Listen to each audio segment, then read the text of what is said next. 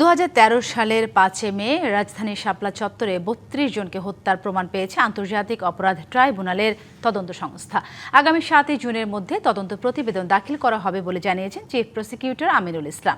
রবিবার নিজ কার্যালয়ে গণমাধ্যমকে তিনি এ তথ্য তিনি আরও জানান, শুধু ঢাকাতেই ৩২ জনের হত্যার তথ্য পাওয়া গেছে। কয়েকজন ব্লগারের বিরুদ্ধে ইসলাম ধর্ম নিয়ে কটূক্তি করা অভিযোগ ও নারীর নীতির বিরোধিতা সহ ১৩ দফা দাবিতে হেফাজতে ইসলাম ওই কর্মসূচি দিয়েছিল।